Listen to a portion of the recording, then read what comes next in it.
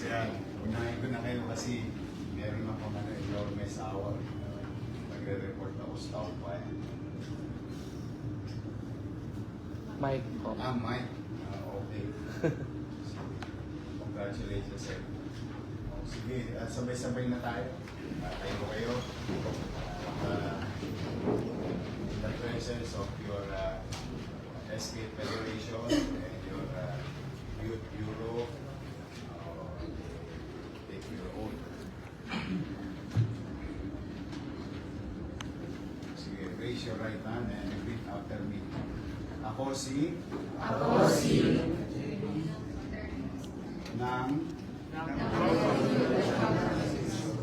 nahalal sa katungkulan bilang Manila Youth Development Council ay taimtim na nanunumpa tutuparin ko ng buong husay at katapatan sa abot ng aking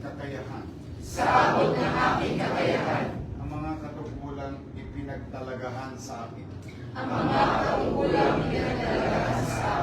at mga gampanan sa iba pang pagkaraan ito'y gagampanan ko.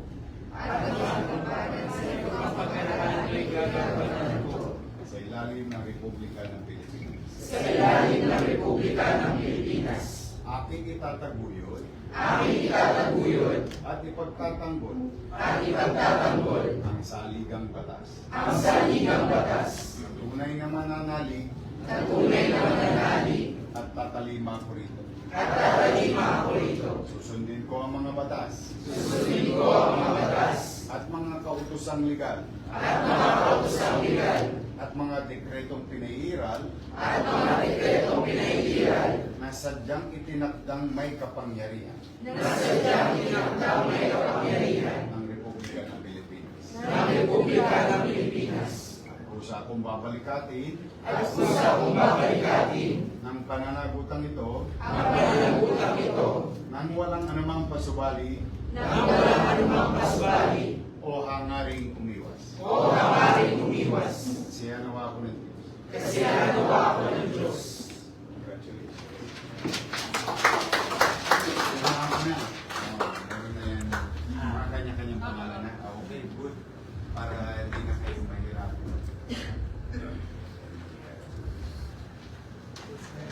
Okay. Opo kayo.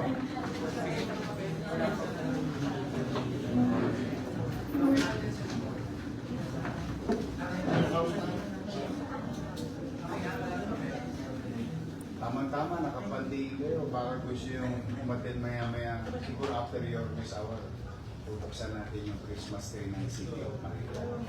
Tapos may banda, may programa.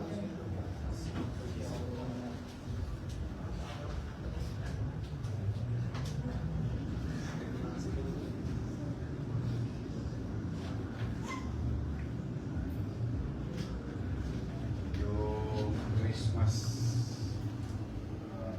box natin, i-deliver na.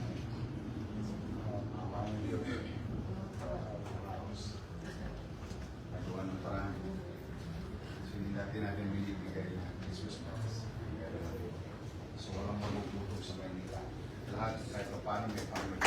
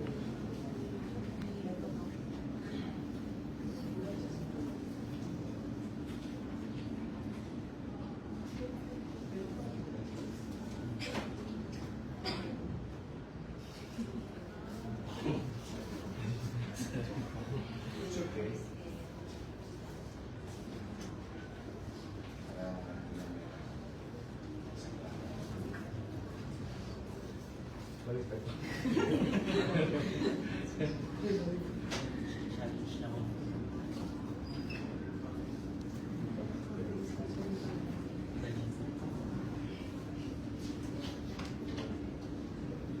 na din po sila ng parents kasi kala po namin kaya po namin.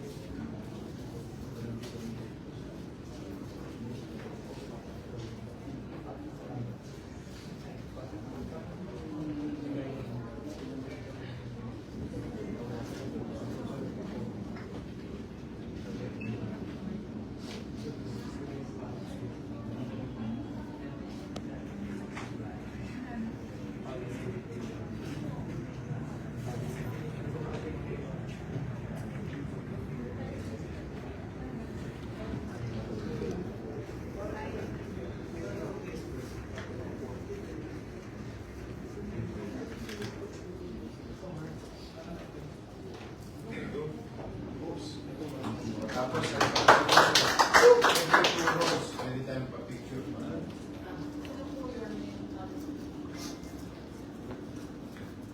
Balikan ninyo. Lalo na yung yung isang I think, especially sa kabataan, yung issue ng AIDS infection. Pang-focus nila. Swerte na SK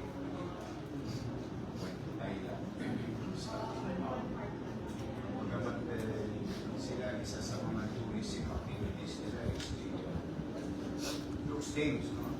Pagkakakit napupunta infection sa atin. Pero kung nakita nyo yung news kanina, 5,000 nabasa ako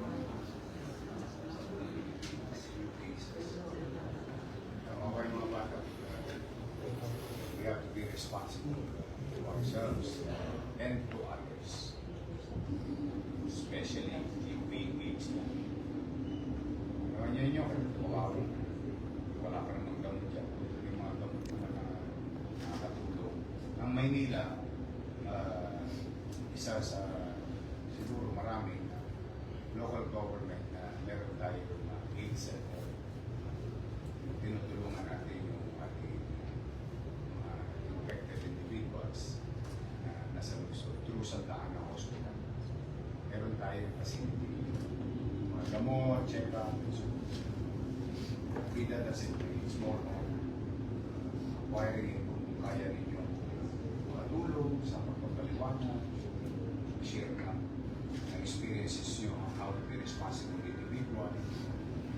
So not to contract this painful disease. Kawawa naman, usually ang involved yung kabataan. Saka yung mental health. Don't just give up. Mas masarap mabuhay. Mahirap mabuhay, pero mas masarap ng buhay. Kasi sometimes you're gonna be smart, sometimes you're gonna be happy, sometimes you're gonna be sad. It's part of life. Sometimes you're gonna pain. There's nothing wrong being, paining.